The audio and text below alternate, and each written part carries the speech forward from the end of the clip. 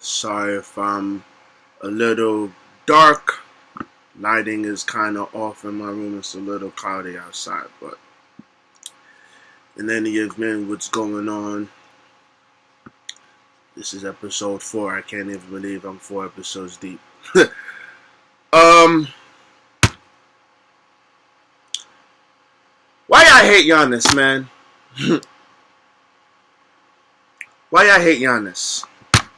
NBA Finals is over, and the Bucks are the champs, and I'm really happy that Giannis got his chip, Finals MVP. Can't nobody take that away from him.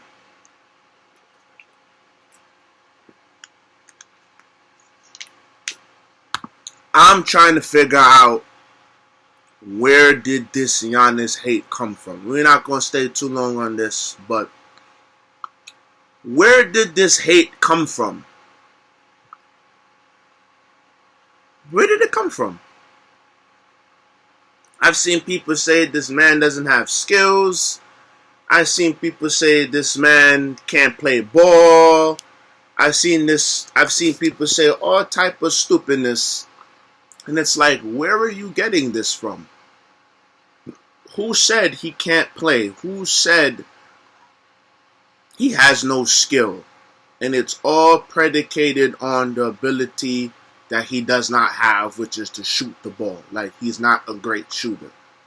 He does everything else, but for some reason, because he can't shoot the three, he's trash. He's not good. You don't like him because he doesn't fit your 2K my career creation. He's no longer good at basketball. I'm so glad he shut up the critics. I'm so glad. Now, I think Giannis said it, and I'm a supporter of that. How you get what you decide to do with your career in terms of free agency, staying with the team. I think Colin Cowherd said it. Right?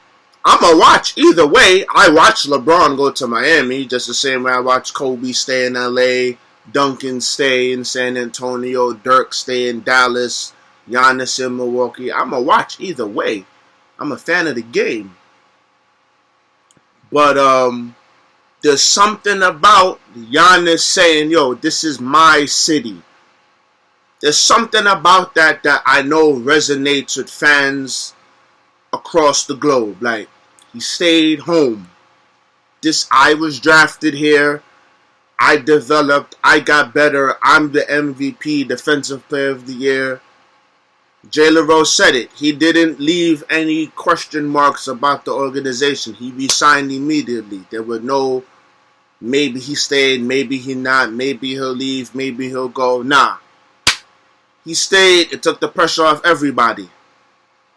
And there's just something about that people respect more than going off to be buddy or group together with the team.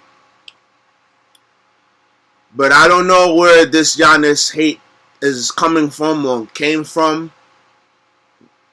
But it's sickening to watch.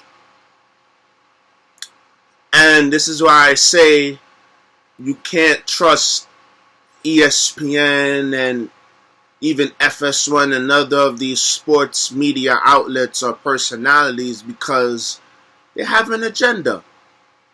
They have an agenda. They're biased. They only want to talk about people if you're a brand. They only want to talk about your team if you're a brand, if you're popular. It's not based on real analysis. They'll just make up terms and words. Batman, Superman, Robin, he's this, he's that, and blah, blah, blah. And it's like, none of these phrases and words are really real. They pick up steam and popularity, but it's not real. It's just talk. I'm big on, you know what I'm big on, man. You want to learn about the game, you want to hear honest opinion, come to the God. Come to Uncle Ro. I'm going to give it to you straight. Unbiased as possible. Tell the truth. I'm going to call it right down the middle. Like I say all the time, people who know me, you know that's how I call it. There ain't too many people like that, and I'm always trying my best to be one of those. So, you know, Giannis is between Giannis and Durant, who the best players in the league are. I'm sorry, LeBron hasn't been the best player for some time now. He's always been in the top three. It's a combination before Kawhi really been up and down with his injuries. It was him, Kawhi, Durant, LeBron, Kawhi, Durant, the best player. Durant became the best player in the league when he hit the shot. When he hit the shot on LeBron, he became the best player. And since he came back from his torn Achilles, he has done nothing to lose his spot. Giannis is right there, and for that ability, he's not a great shooter. Right? And I expect Durant to fully recover next season now that he's got a year playing under his belt, the Olympics. He got some basketball rhythm again, so I expect Durant to maybe be a little bit more polished on the defensive end. But it's between Durant and Giannis. Giannis is one of the best players in the league, and you guys can't hate him no more, man. You gotta let that hate go. But, yeah. So I've been noticing also in the media, people talk about, I saw, to go back to the Shohei Ohtani thing about baseball, I've noticed, I posted it on my Instagram. A topic came up about, they were talking on Undisputed, they were talking about, I think I was watching them discuss something about the Packers or Aaron Rodgers related. And at the top of the screen, it was about, is LeBron's Space Jam success a detriment to Michael Jordan's legacy or something like that. And this goes back to the baseball thing, and it goes back to a lot of sports topics. You hear me say it all the time. People are just on television talking to talk. They complain about baseball's lack of popularity, but here are two 50-plus-year-old grown men critiquing a Space Jam movie. Like, you're critiquing a kid's movie. Space Jam is not for me. Space Jam is for my nephew. Space Jam is for my niece. Space Jam is for little Aaron. Space Jam is for Jade and Jalen. For people who are watching me who have kids of their own. That's who it's for. It's not for 30-plus-year-old grown men and women to be arguing back and forth about. But here you are, Undisputed a few days ago. It led the show. They talked about Space Jam for 21 minutes. And of course, I didn't watch it because it's going to be the same regurgitated points. LeBron is 3-6 in the finals. Michael Jordan is 6-0. Case closed. The GOAT. The GOAT. The GOAT. The GOAT. LeBron James. Like, they're going to talk about the same bullcrap. And that's not analysis. That's not sport. I understand debate shows are trying to kind of recreate conversations that go on in the barbershop and sometimes in salons.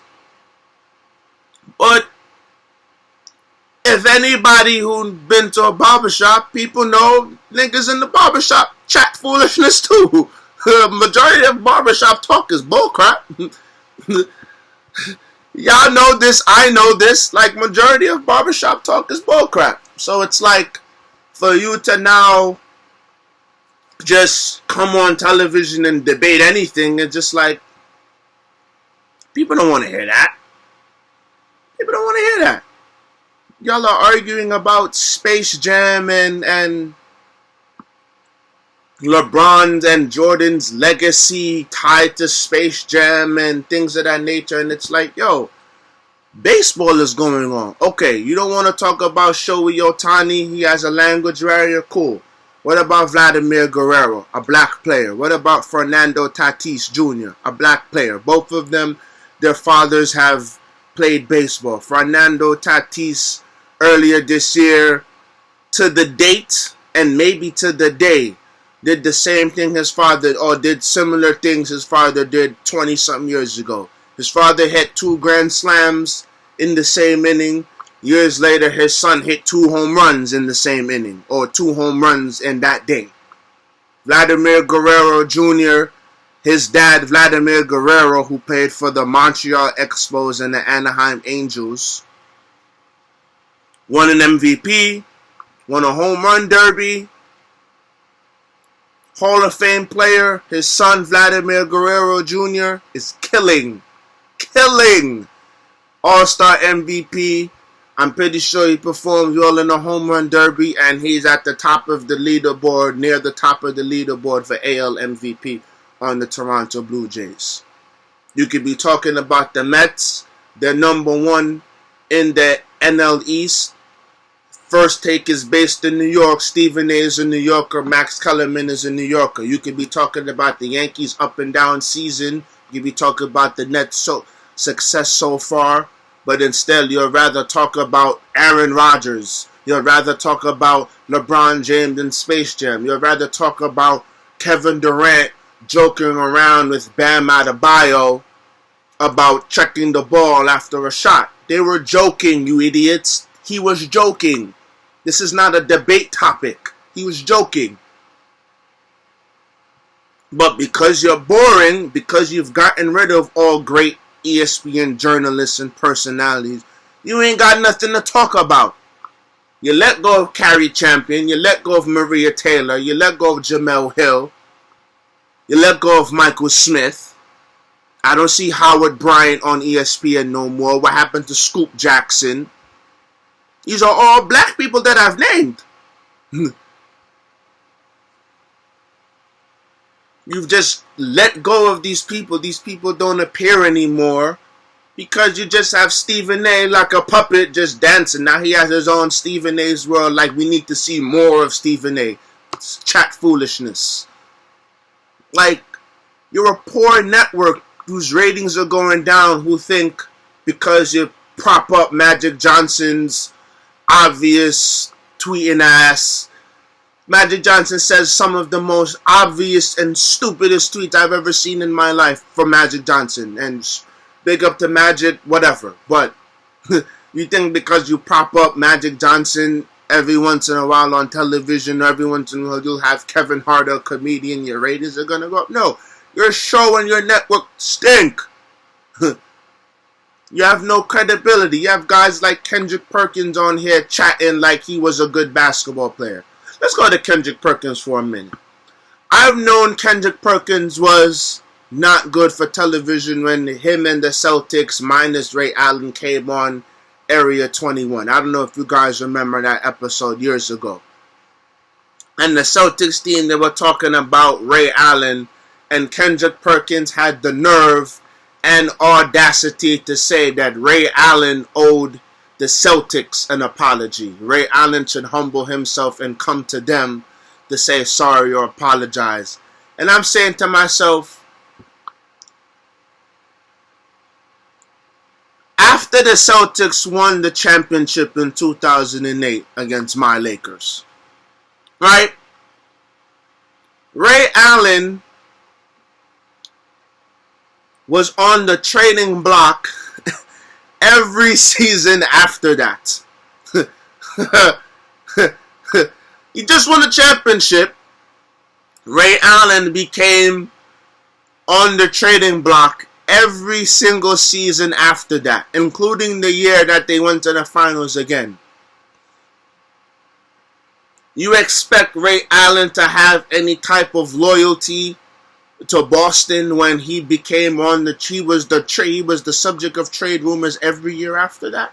It's like Kendrick Perkins, you won one championship, but you're talking as if you're Kevin Garnett. You talking like you got, this great Hall of Fame career. Now, you played professional, so your word is more credible than mine, but I mean, people watching or tweeting or knowing basketball the way they do know I know more about the sport than you do. Or at least my word or my opinion and a lot of other people's opinion is way more credible than yours. Yeah, you're a funny guy, but you're chatting BS. And that's the thing. There are a lot of guys and internet personalities, especially when it comes to either sport or any vein of entertainment. But let's just stick to sport. They're funny and they have a personality, so the combination of the two, the networks now put them in front of a television screen because they are now competing with social media. So you have a guy like Kendrick Perkins, maybe a Ryan Hollins, and a couple other guys. The personalities on Twitter or Instagram, and they get hired to be put on television. Their words are not necessarily credible, or like Jalen Rose said about Kendrick Perkins, they'll get one or two things right, and suddenly now that makes them the end-all, be-all oracle of what they're talking about, and it's like, you're 2 out of 72, bro. You're 2 out of 72. You know what I mean? So, I'm saying all of this to say, the way sports and media is now, there's no credibility. Anyone can say anything.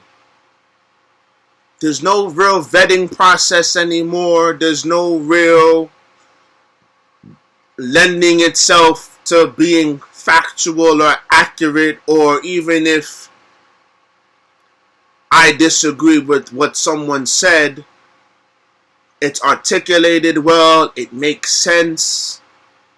It's just, first thing that came to your mind that you tweet right away, there it is. And it's like,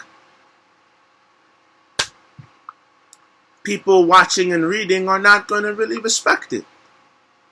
But, you know, that's my take on NBA Finals and sports media from this week. It's just, it's sad to see because ESPN is a dominant name in sport. Like, you're not going to, as much as I like Shannon and Skip, and Maria Taylor went to NBC Sports, I believe. Shout out to her.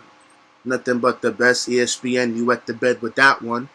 Because she's great. She was great on College Game Day. She played the sport.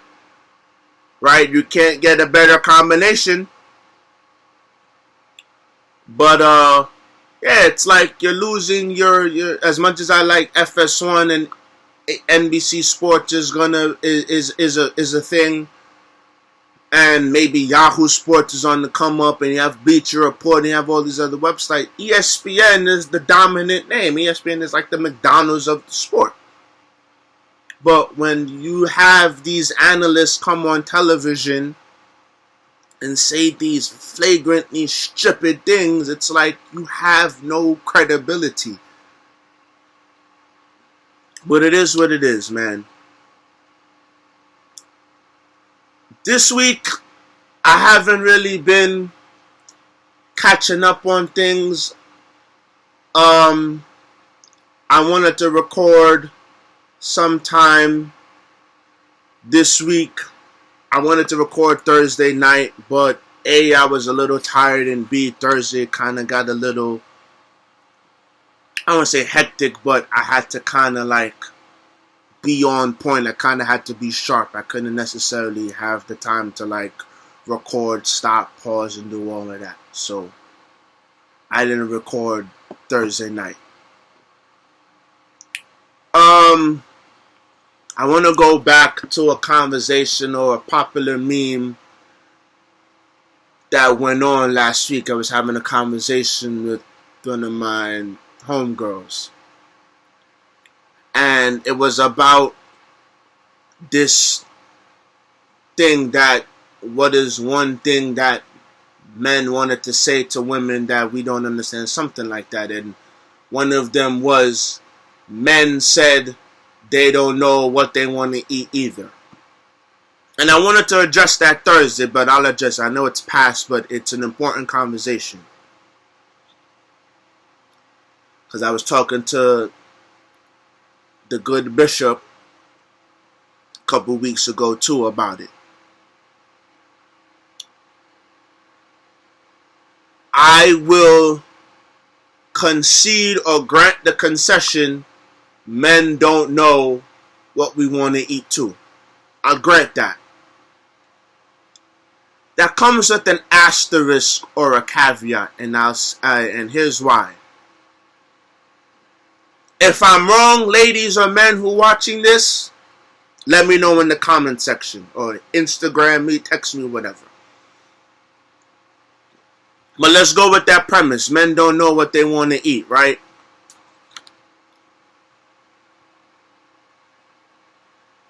Let's say me and girl X are trying to figure out what we want to eat. I ask her what she wants to eat. She's not sure. She asks me, or I say I'm unsure either. Let's say I want Chinese food. Let's say she wants pizza. Who's going to win out? If you're a man, who's going to win out and who gets what to eat? More likely than not, the girl is, right? No problem. If the girl wants pizza, we're going to go get pizza. The odds, you may not want pizza, but if you go to the pizza shop, the odds of you, let's say you don't want pizza, you're more likely to find something at the pizza shop that you want to eat outside of eating a slice of pizza than she is going to the Chinese store and getting something that she wants to eat. Hopefully I explained that well and you got what I'm saying. The two of y'all are unsure of what you want to eat. You say you want Chinese food or you're in the mood for Chinese food. She's in the mood for pizza. So, pizza it is.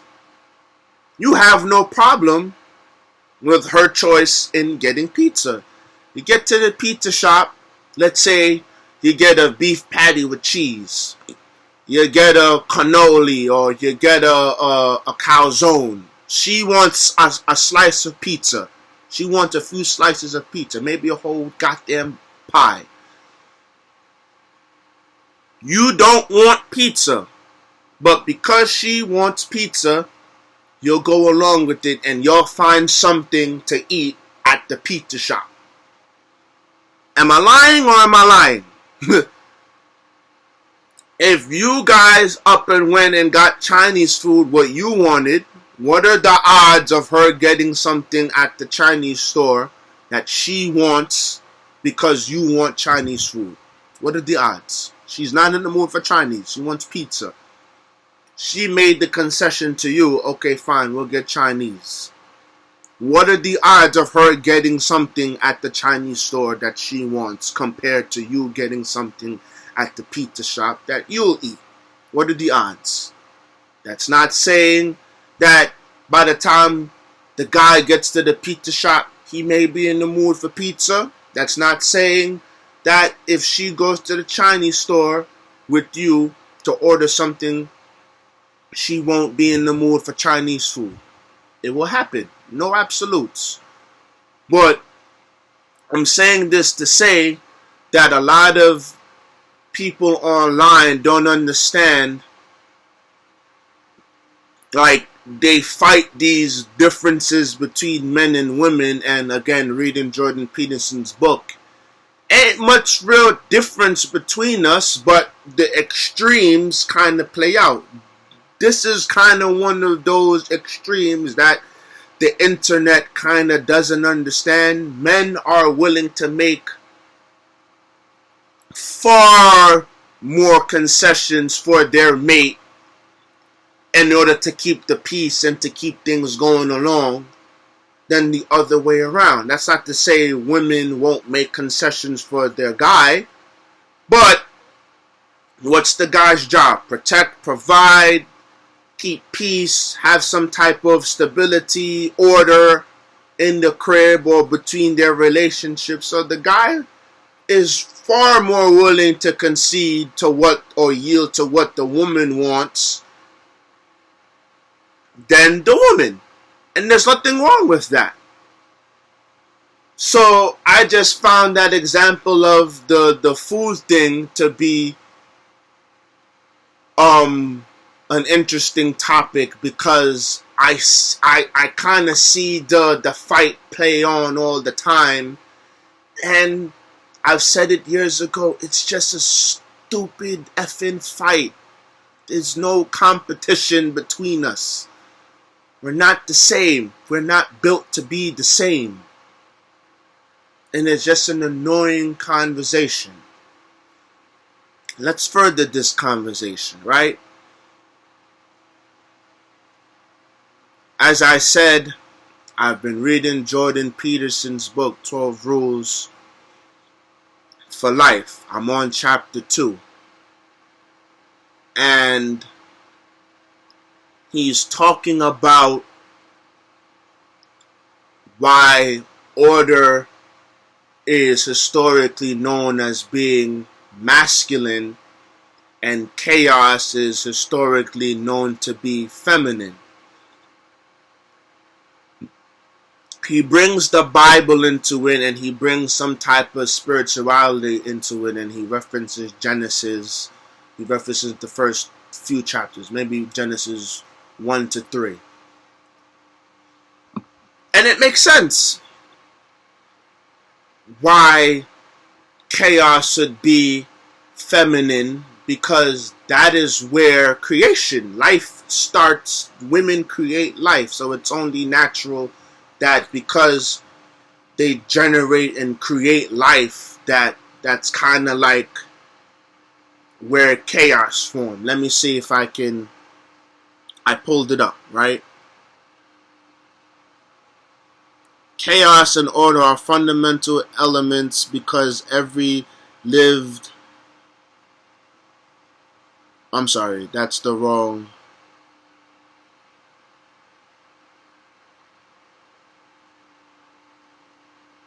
My bad.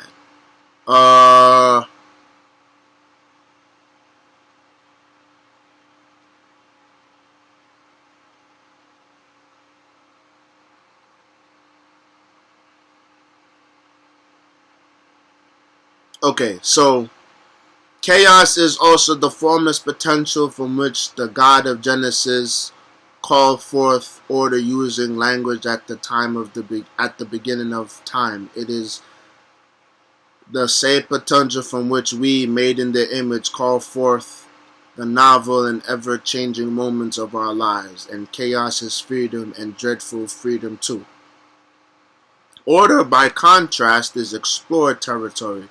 That's the hundreds of millions of years hierarchy of place, position, and authority. That's the structure of society. It's the structure provided by biology too, particularly insofar you are adapted as you are to the structure of society.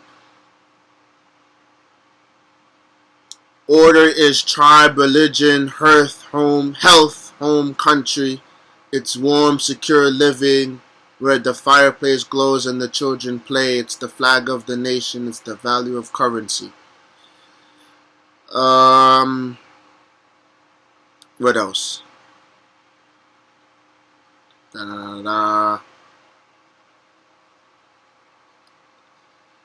In contrast, let's see, chaos is the underground kingdom of the droves, usurped by Smaug, the treasure-hoarding serpent.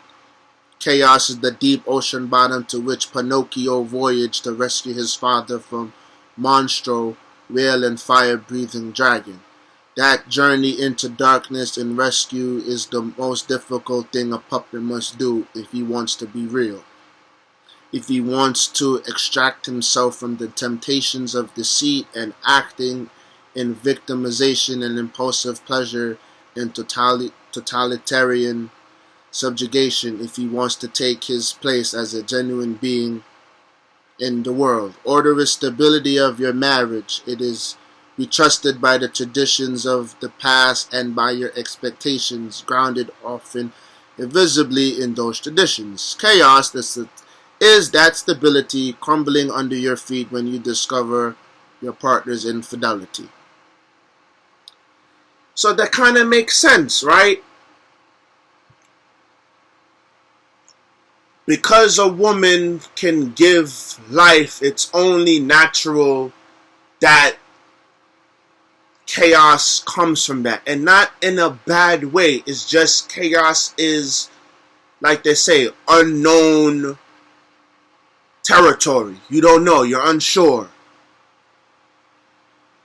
And going back to a couple of videos Jordan Peterson has that I've watched, my memory is kind of failing to me, but it's coming from a place of like male and women differences about why biology takes over certain jobs. Men are by nature interested in things. That's why men are kind of like fact-based. Women are interested in people. That's why by biology and nature, they're nurturing. That's why you see more women in the health field and you see more male engineers. Biology is going to take over. And it plays out that way, right? So chaos and a lot of these things, it's not a knock on women. It's not a knock on men either. It's just you have this thing on social media now where people are trying to change the definitions of things or trying to change the structure of things because they themselves don't like the definition or how things play out. And it's really just based off of, again, the vocal minority of status of life. I don't like when my generation or even the younger ones, they just base everything based off of the entertainment lifestyle, whether it's how people interact with each other, trends, political views and stuff like that. They're not our representation. They're not an accurate representative or role model or just an accurate depiction of how the everyday common man is or isn't. Right? And so I'm saying these things to say that we have to start getting to a point where we don't fight these things. We don't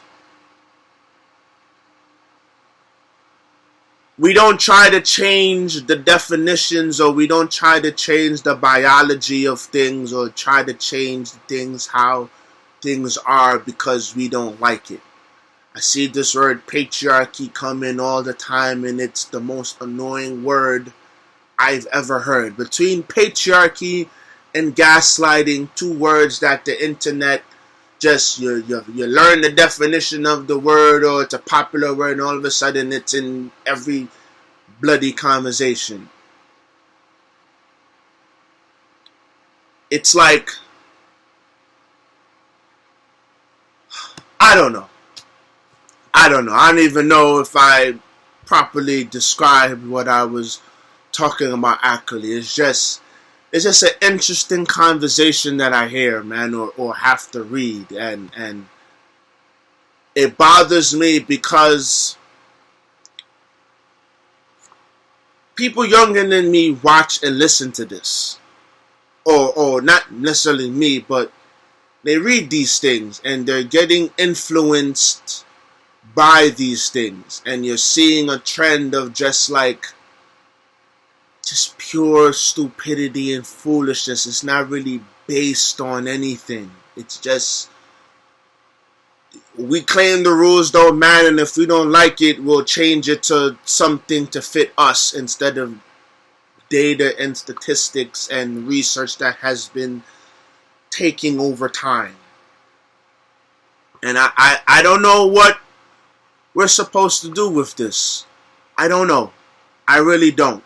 I wish I had the answer to it, but I don't know. And it is worrisome and troublesome. That's how I see it, you know?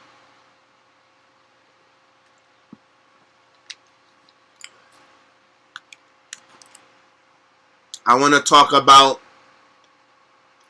this growing trend about the vaccines for a little bit. It frustrates and bothers me how little people know about things and speak as if they know about it. You see me say this all the time. 2 plus 2 is 4. 2 and 2 is 4. It's not 17. It's not 70. It's not 175. It's not 144,000. 2 and 2 give you 4. It will always be 4. What bothers me about this vaccination thing is false information is being put out. And when I'm talking about the men and women, the gender roles thing or the gender wars, or when I'm talking about the sports conversation and just failed analysis, it's all encompassing. You've heard me say that. All of these things are all encompassing. Media is competing with social media now. It's supposed to be the other way around. Media has the vetting process. CNN has a more rigorous vetting process than any popular Twitter personality, period. They have a network.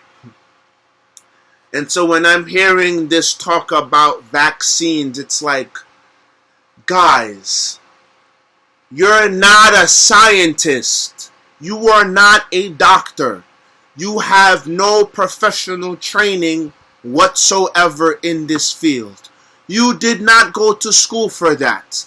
As much as I want you to think and use your common sense, at the end of the day, you are not a doctor. You are just Joe Schmo or Jane Schmo who has an app. That is it. To hear DeAndre Hopkins speak as if your freedom is being stripped. Brother man, you have a choice. You can either get the vaccine and be among your team, or you cannot get the vaccine. You can still play, but you're going to have to enter the protocols. And if it costs the team a game, that's what it's going to be. Or you can opt out and not play at all and not cost your team anything. You have choices. And I'm tired of, again, it goes back to the customer's always right syndrome that I advertise.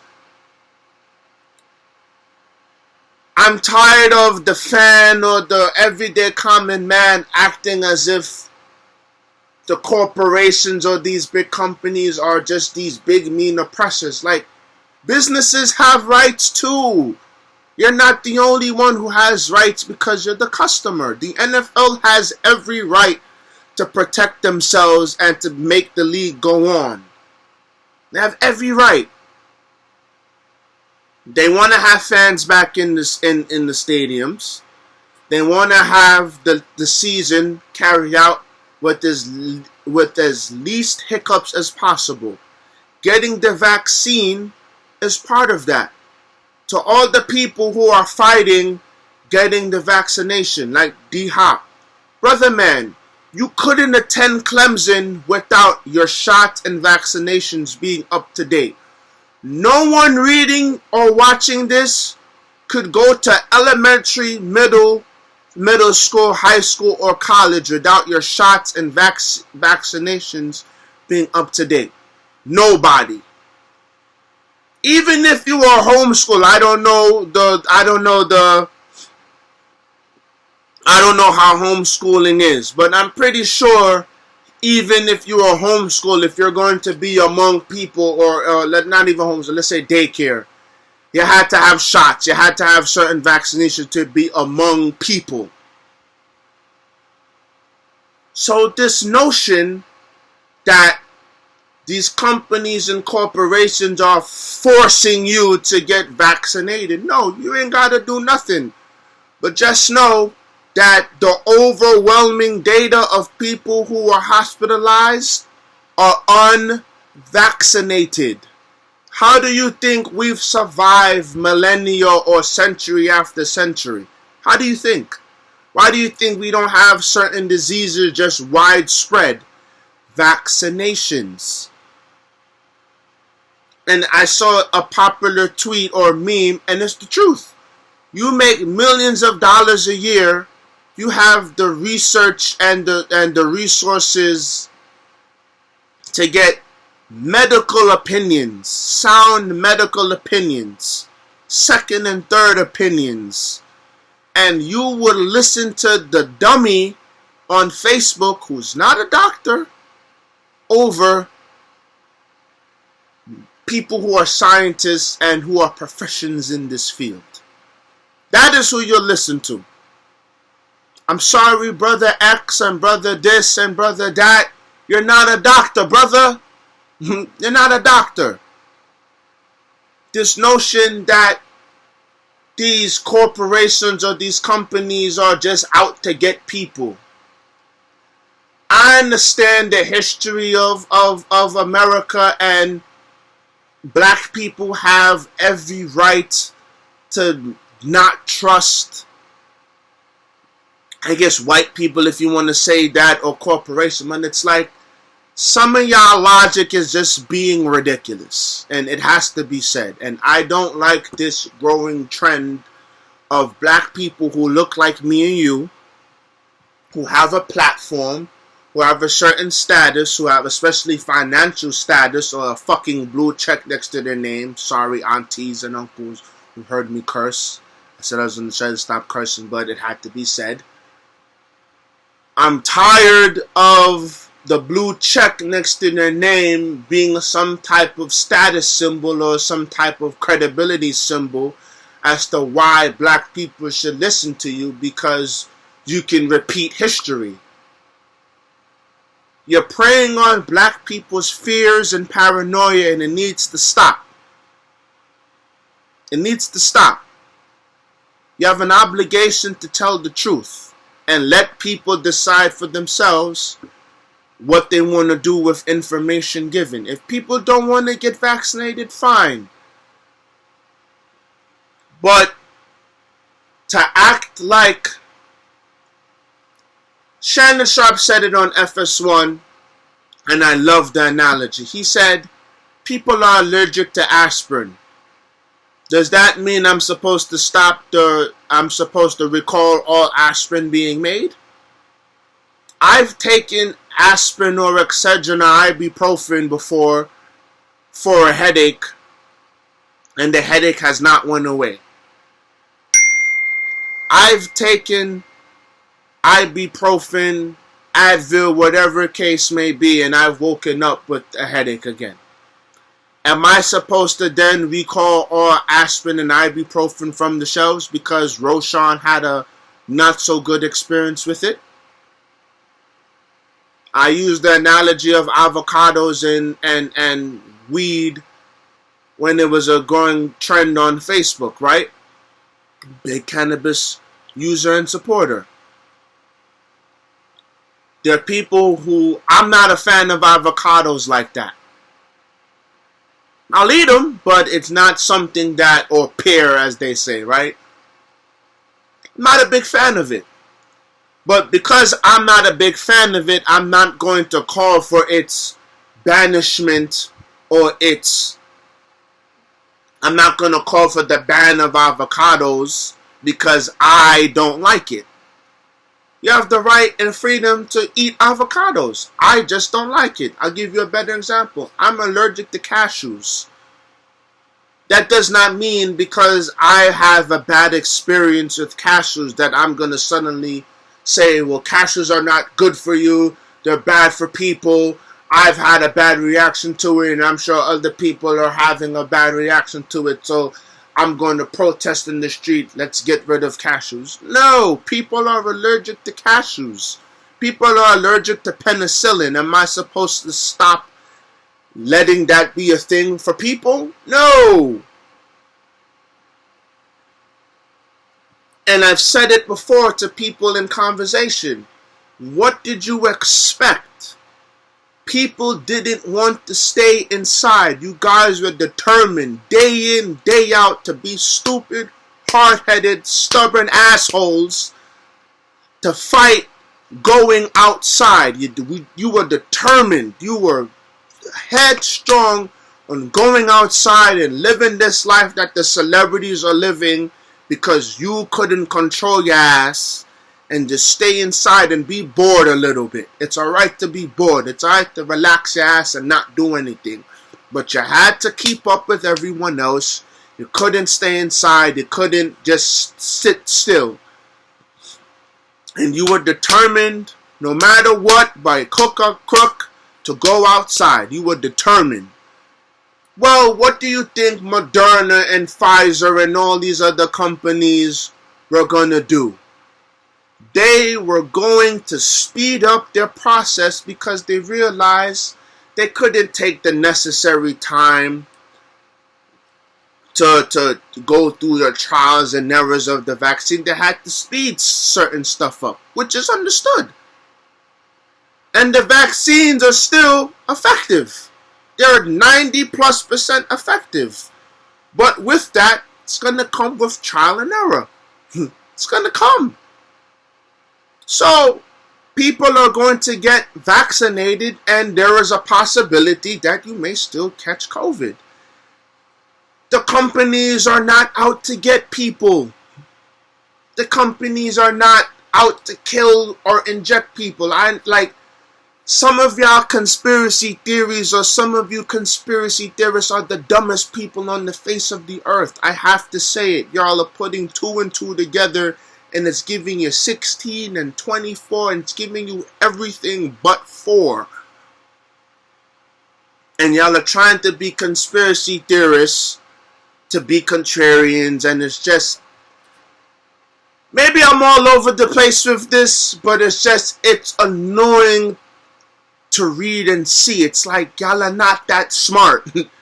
I'm not smarter than anybody. You've heard me say this. I'm just saying some of the things that I'm reading, I'm sure people are reading and seeing too, and some of the dialogue and the back and forth you may see on Facebook or it's just like, what the bloody hell are you talking about? This is not true. This is not accurate. This cannot make sense. No matter how much you form it in your head, it can't make sense. It will never make sense.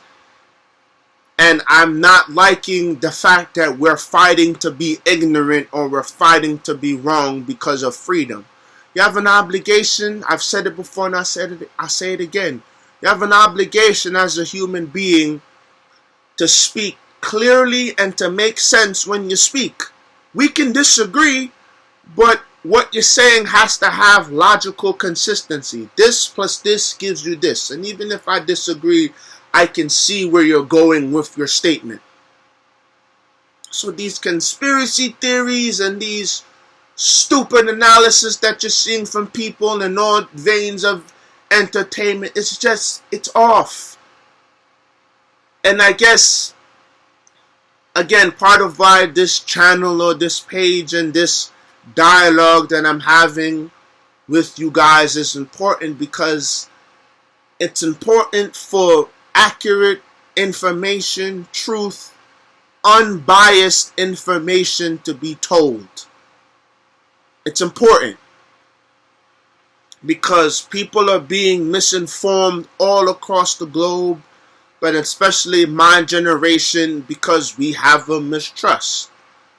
And I have issues with certain things. I don't always agree with everything, whether it be my church or the Adventist religion backs or stance. I don't agree with everything. I don't agree with everything my parents did. I don't agree with everything the previous generation did or choices that they made, but I damn sure don't agree with everything y'all niggas is on either. We are on some different type of stuff that I can't get with. And I know I'm not the only one who feels kind of out of place or out of touch. It's a constant struggle with me. I feel completely out of place a lot of times because it's like I don't want to sound or be like everything else. Like, you don't want to sound like it, right? And so it's just important for me to get these opinions off or get these takes off because I know I'm not the only one who feels like this. And so if I can kind of be a voice or be a conversation starter or kind of like a trigger or a fire starter to people speaking up, I'll do it. This is what I want this page to be. And so, like I said, if I'm saying anything wrong, let me know in the comment section. Let me know on my Instagram. Comment on the Facebook when I post it. I may have kind of went off tangent or ramble a little bit. I got a lot on my mind right now. But I had to put out a video because I had to be consistent. So I'm sorry if I was a little all over the place. My mind is kind of in a little bit of a fog. But this week will be a little different. I got a lot on my mind. A lot of you may know how that feels. And so, but I had to get a video out. Before I go,